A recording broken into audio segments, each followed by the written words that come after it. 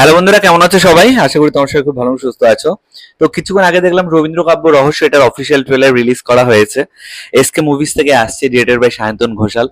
এখন সায়ন্তনদার সোনার খেলায় যকর্তন খুব ভালো রেসপন্স পেয়েছে।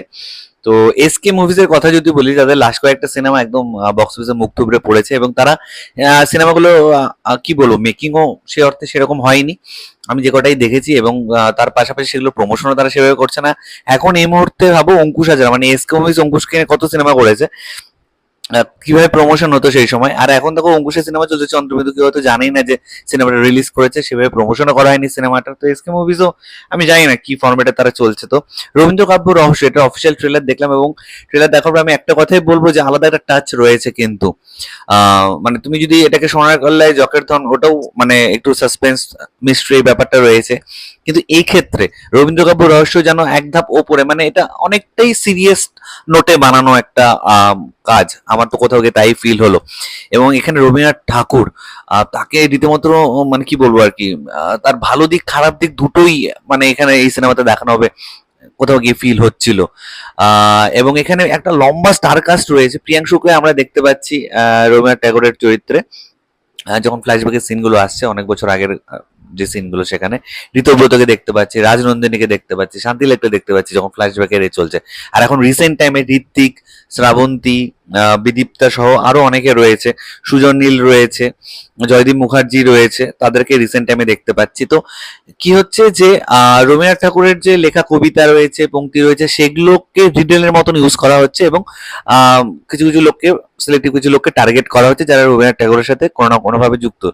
ঋত্বিক এবং আমাদের শ্রাবন্তী, তারাও রবীন্দ্রনাথ ঠাকুরকে নিয়ে কাজ করছে, সে কারণে তারাও সেই টার্গেটের মধ্যে পড়ছে। তো কে এই টার্গেট করছে, কেন করছে, রবীন্দ্রনাথ ঠাকুরের সাথে তার কি কোনো সম্পর্ক আছে, বা তার সাথে কোনো মানে ভালো দিক, তার সাথে কি ভালো সম্পর্ক ছিল, তার ফ্যান, তার এ তাকে অনুসরণ করে, রবীন্দ্র ভক্ত। আমি ট্রেলারের নিচে দেখছিলাম এখানে লেখা ছিল যে কোনো রবীন্দ্র ভক্ত আর কি। তো আদৌ কিছু রবীন্দ্র ভক্ত, নাকি সে তার মোটিভটাই আলাদা আর কি। এখানে আবার একটা গ্লোবাল একটা কনস্পিরেসির ব্যাপারও এখানে দেখানো হয়েছে। রবীন্দ্রনাথ ঠাকুর যে নোবেল পেয়েছিল, তার লেখাগুলো, ঋতুব্রতকে আমরা দেখতে পাই শান্তিলালের সাথে কনভারসেশন করতে, যে আমার লেখাগুলো তুমি তোমার বলে চালিয়ে দিচ্ছ, বই চাপিয়ে দিচ্ছ। তো অনেক কিছু এলিমেন্টস থাকতে চলেছে এই সিনেমাটার মধ্যে। এবং সায়ন্তনদার আমি দেখেছি প্রত্যেকটা কাজ মানে ধরো একই জনারে বানালেও একটা আলাদা অন্য রকমের টাচ দেওয়ার চেষ্টা করে। তো রবীন্দ্র কাব্য রহস্য এটা আই থিঙ্ক 2023 সালেই শুটিং কমপ্লিট হয়ে গেছিল, এতদিনে রিলিজ করছে। তো এটার যখন ফার্স্ট লুক পোস্টার এসেছিল, বইয়ের মাঝখানে ওপর রবীন্দ্রনাথ ঠাকুর, ওটা মানে অদ্ভুত অদ্ভুত লাগছিল আমার পোস্টারটা দেখে। খুব সম্ভবত একতা ক্রিয়েটিভ টেলস থেকেই হয়তো এটা বানানো হয়েছিল, আই এম নট শিওর। যদি ভুলে থেকে বলে থাকে নিচে কমেন্ট সেকশনে জানিও। তো ওই ফার্স্ট লুক পোস্টারটা কিন্তু খুব ইন্টারেস্টিং ছিল, যে অনেকগুলো রবীন্দ্রনাথ ঠাকুরের বই, তার পেছনে রবীন্দ্রনাথ ঠাকুরের ছবি।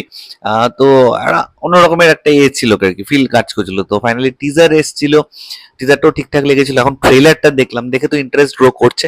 হ্যাঁ, এমন হতে পারে যে কিছু অডিয়েন্স হয়তো এতটাও সিরিয়াস নোটের সিনেমা দেখতে পছন্দ করবে না, তারা ভাববে যে আমাদের সোনার কেল্লায় জকর্দন বা সোনাদা, যেখানে একটু হালকা কমেডির মোড়ক রয়েছে আর কি, এই মানে সেই ধরনের সিনেমায় হলে হয়তো তাদের বেটার হয়। কিন্তু আমি বলবো যে এই ধরনের সিনেমাও যখন আসে, কেউ চেষ্টা করে, তখন সেটাও দেখা উচিত। কারণ ব্যোমকেশের সিনেমাগুলো যদি দেখো, ব্যোমকেশের সিনেমায় কিন্তু অতটা কমেডি কোথায় আছে বলো, নেই সেরকম বলতে পার।